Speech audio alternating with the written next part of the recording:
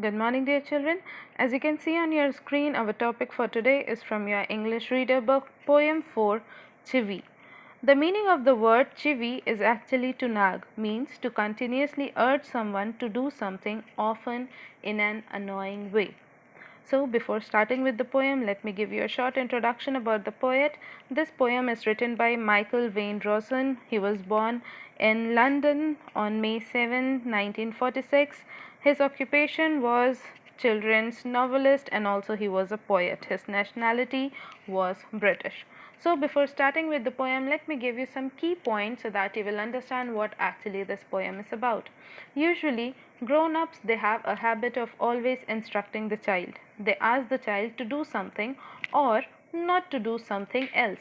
They do so mostly to teach children good manners. Yet, the truth is that most children don't like it.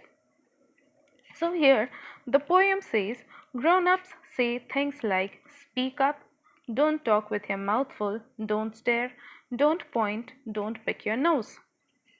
These are certain things which from our childhood, usually I guess all of you, I believe not even one person is left over here who has never heard these things from their parents.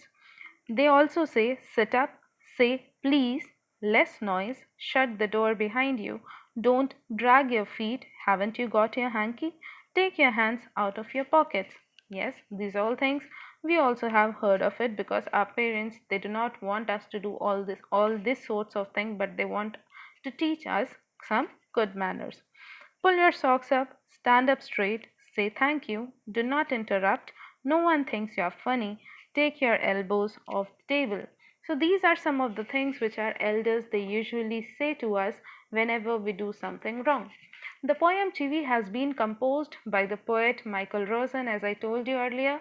This poem actually deals with the feelings of the poet, like other small kids who feel irritated by their elders who always instruct them what to do or what not to do. The grown ups always say things like speak up, don't stare, don't point, don't pick your nose, sit up, say please, less noise, etc. The poet here leaves a question to elders: why can't they keep their suggestions to themselves? He is actually speaking on the behalf of a kid on because the kids usually they feel irritated whenever our parent they ask us to do something or they ask us to do nothing. Actually, here the poem presents the contradictory behavior of the parents and other elders who reprimand for wrongdoings. They often talk about don't and expect children to be positive and optimistic when every time they say is do not, which is so negative.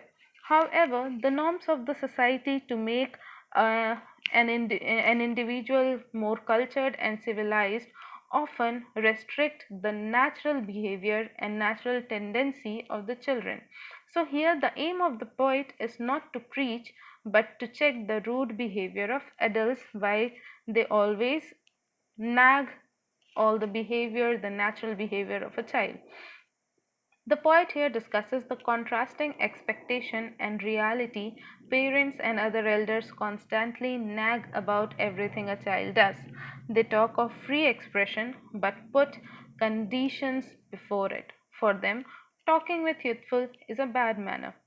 Parents usually they don't want the children to stare at point or pick their nose as these are not considered to be good manners. They behave as dictators.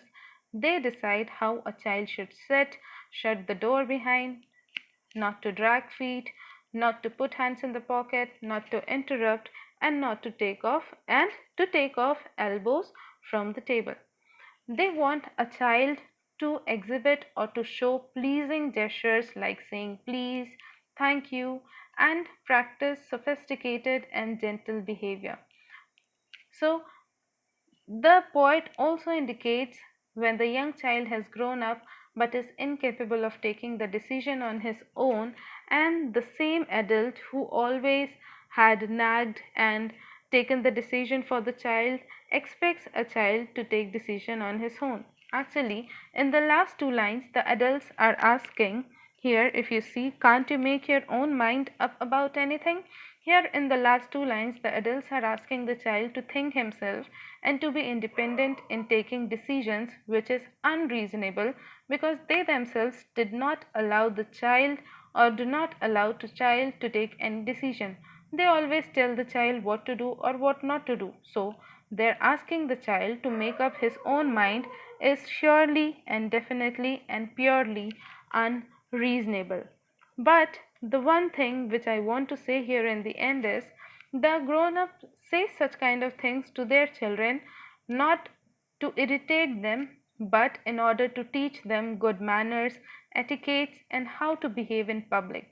It is very, very important to teach the children all these things so that they learn good manners and how to behave in the society, at home, and with their elders and youngsters. Our elders are our guide and our friends. So never think that they irritate us by saying all these things, but always look at the positive side of the story that they are here as our guide and our friend, because if they'll not be there, if they do not nag about our wrongdoings, we will never learn good manners and good etiquettes. So I believe that you understood this poem. Go through the poem one more time. If any doubt, write those questions in your copy so that whenever we meet again for our live Q&A session, I can clear your doubts. Until then, stay safe, stay at home, and take care of yourself.